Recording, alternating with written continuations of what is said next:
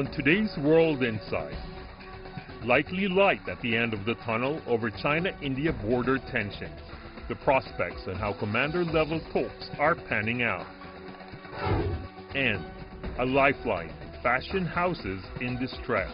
The creative force behind the 3.1 Philip Lim brand talks about surviving one crisis after another for fashion's sake. Being Chinese and growing up, I guess our value system is in harmony with nature, right?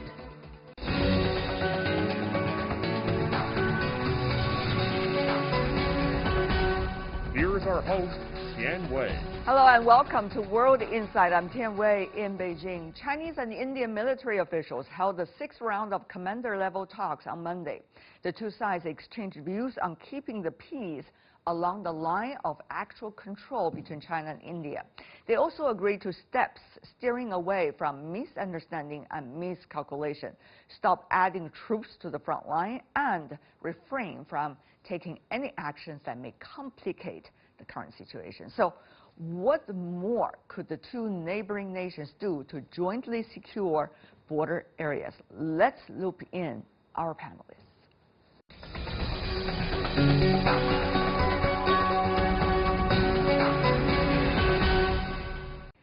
For China-India relations in New Delhi, we are joined by Dipankar Banerjee, who is a senior strategic consultant and former director and head of the Institute for Peace and Conflict Studies. In Beijing, Zhou Rong, senior analyst from the Chongyang Institute for Financial Studies at Renmin University of China. Gentlemen, welcome to the program. Both sides have agreed to disengage, at least not to send further troops to the line of actual control between the two sides. Is that a good sign? Yes, it is indeed a good sign. This meeting at Moscow between Foreign Minister Jaishankar of India and State Councillor Wang Yi in Moscow went off very well. There are 5 points on which there was an agreement, and we look forward to the implementation of these 5 points.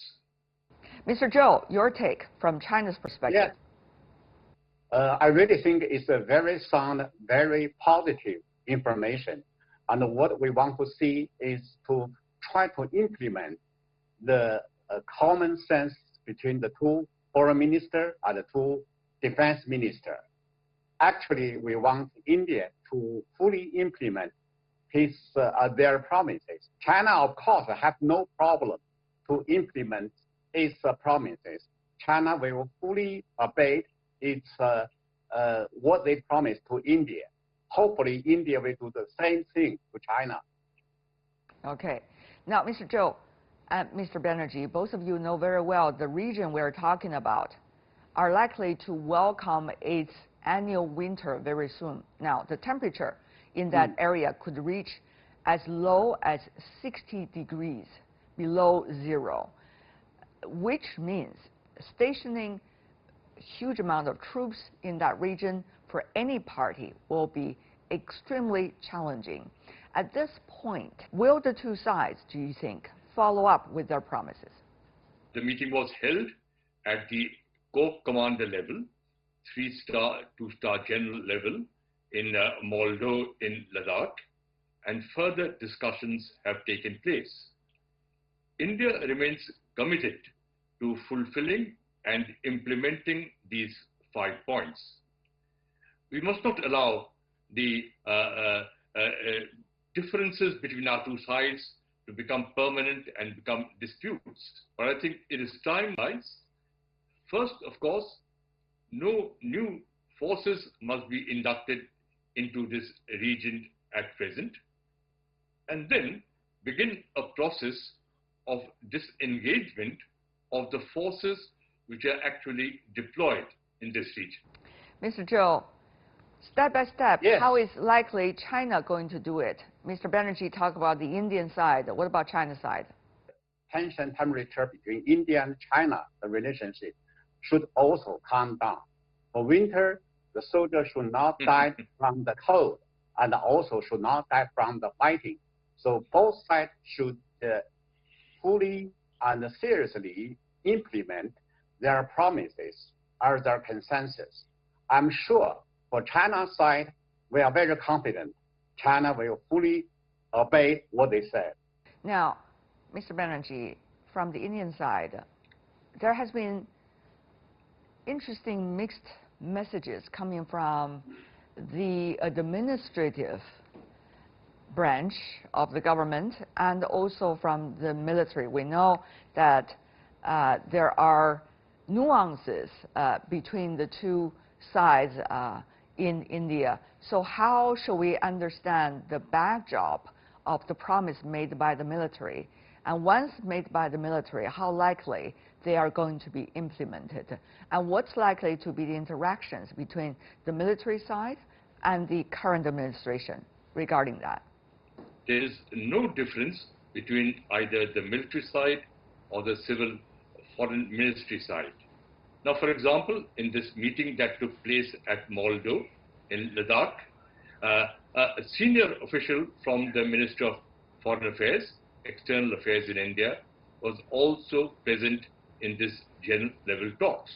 So there is a singular policy between the Foreign Ministry and the Ministry of Defense, between the army and the civil leadership. There is no difference. So let me suggest that there are differences between India and China position, with the government of India and the PLA and the Chinese government, I'm sure.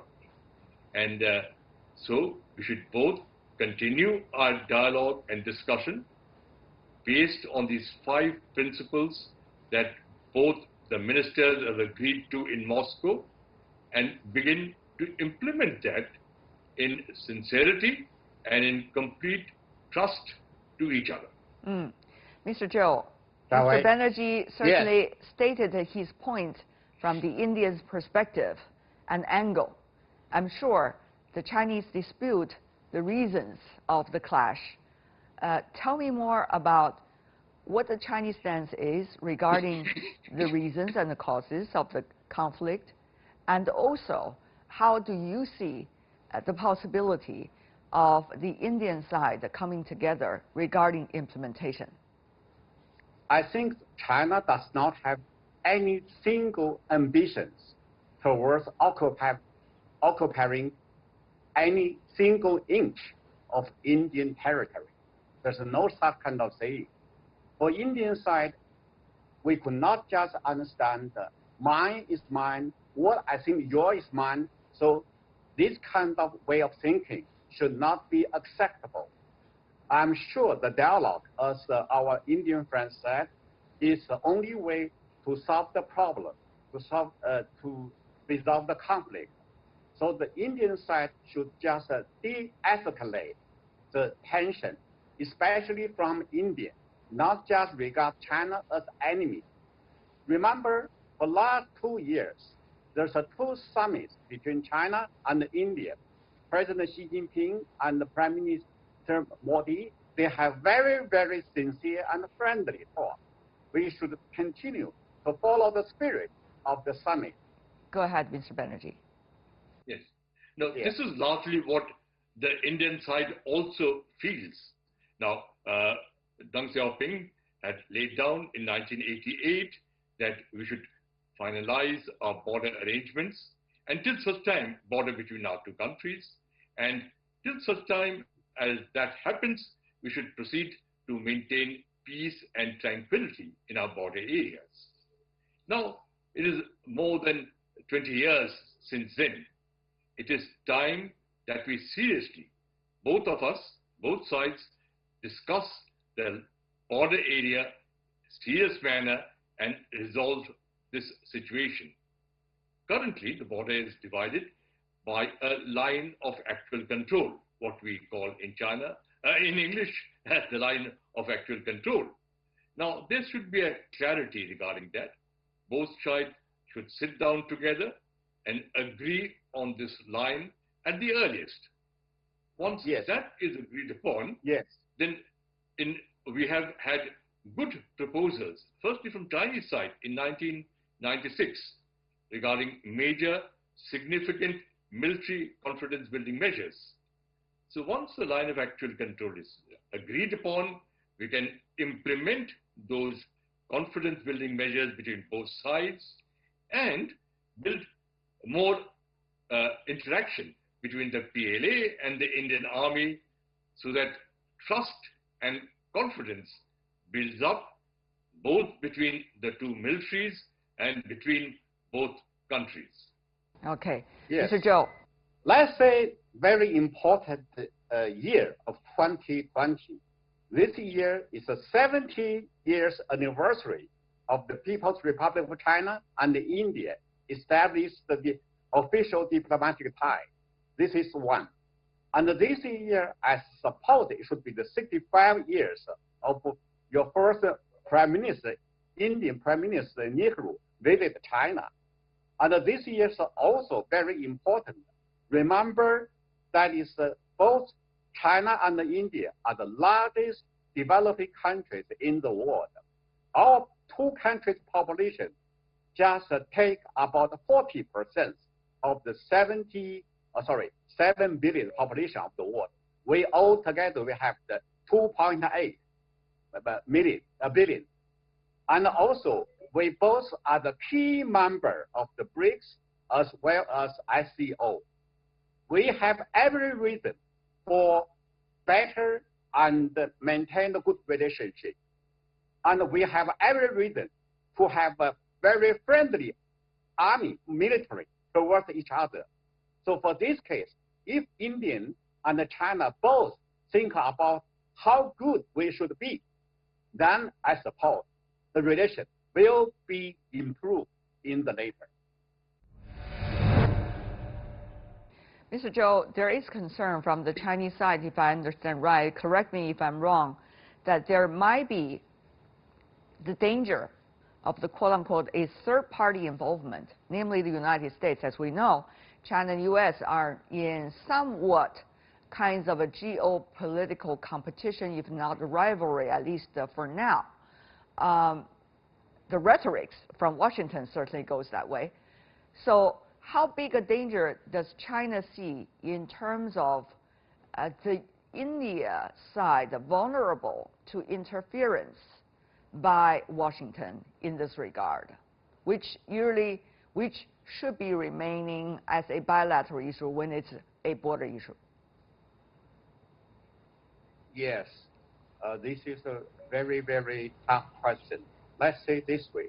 First, Indians should know that China is facing some challenge from an unwelcome, unfriendly country.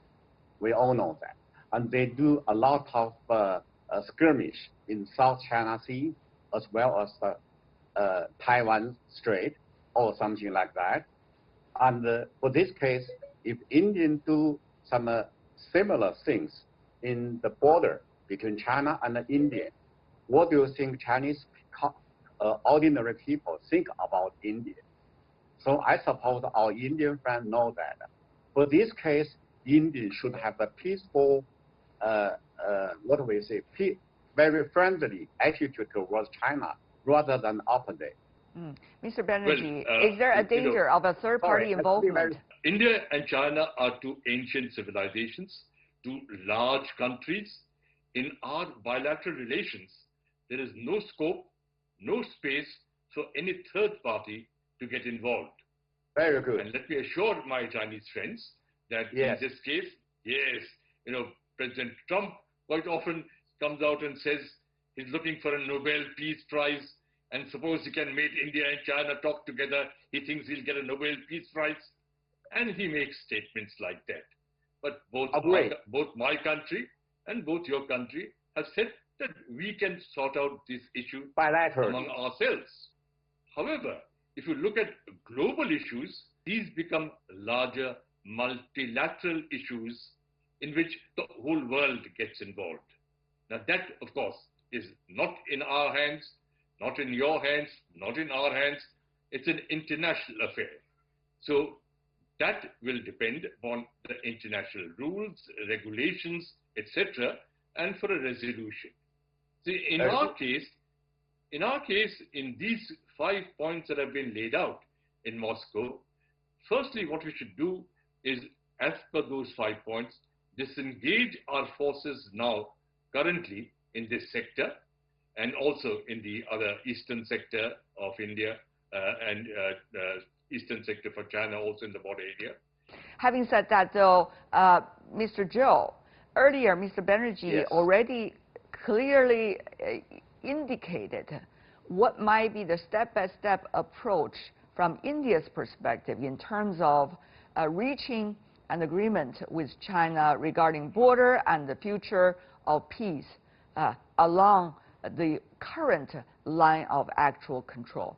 Now, what is China's step-by-step approach possibly? I know a lot of things are nuanced because the two sides really have to work together, not necessarily have to say, this is my plan, let's do it only with my plan, but rather have to work together about the plans and about the steps. But does China have any proposal and timetable so far? I have a regular working group just on some conflict area to just work together, not only for commanders meeting, but also for the regular meeting between the two military sides. And not only that, but I also feel a little bit uncomfortable that the Indian just try to reduce its trade relations and the investment relations and the science and technology cooperation with China. This may not be good. I think both China and India will share the largest international market to each other. So we both economically need each other and will be in the future rely on each other. So I suppose the relationship between China and India on investment, on trade should be restored very soon.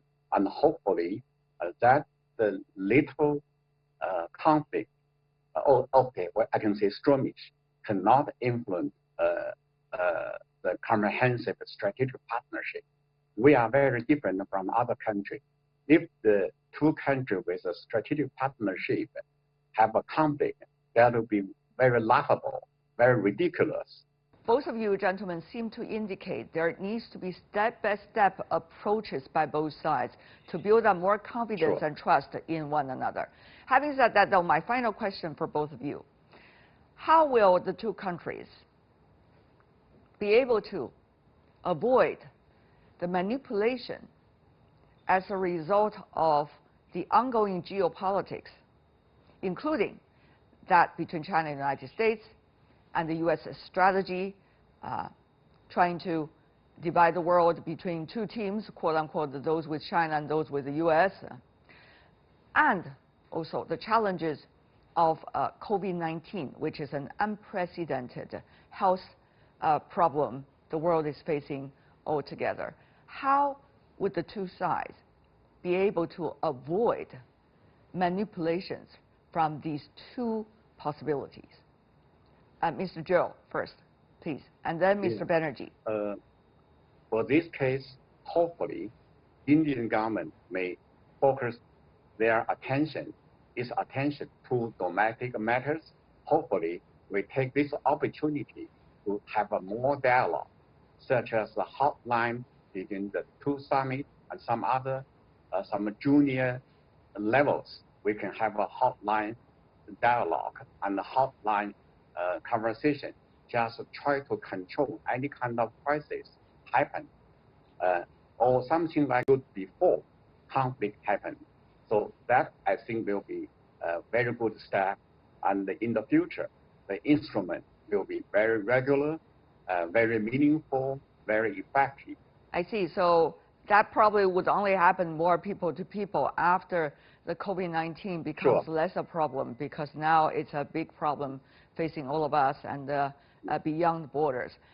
Mr. Banerjee, your take about how to avoid manipulations as a result of the crisis of COVID-19 and as a result of geopolitical issues. China-U.S. relations is only one of them. Yes, indeed. I think this is a very important issue facing both our countries right now. Post the pandemic situation, the whole global order is undergoing a very fundamental change. A greater instability, uncertainties, tension, and the possibility of conflict. This is not in the interest of either China or India or any of the other major powers in the world. So it is time for cool heads to prevail, work out new modalities of cooperation and collaboration. In the last program that we appeared together just a few days ago, yes, I had suggested India has got a very large pharmaceutical industry, and our new medicines for countering COVID will be out in a matter of months. India has been producing, is a medicine factory for the world, just like China is a manufacturing country for the whole world on all other goods. Collaboration between India and China in this respect will be an enormously good measure for both the cooperation and good for the world. But finally, let me also address the question of additional confidence-building measures, military confidence-building measures between our two countries in order to reduce and address the current situation. You know, the conference that was held 2 years ago at near Chengdu, where Dai Bingbo from China and our minister from here and select leaders from both sides had a very frank discussion on our India-China border issues. And in your channel, CCTV channel, I had an excellent session with General Shu Chenghu, and we addressed several issues regarding military confidence-building measures between our two countries. I made a big presentation. We need to move forward in several of those areas. We must first stabilize and improve our bilateral relations in order to be able to cooperate and collaborate for the good of the world. So, gentlemen, I want to thank both of you for your insights and ideas. Deepankar Banerjee, Joe Rong, really appreciate it. Thank you.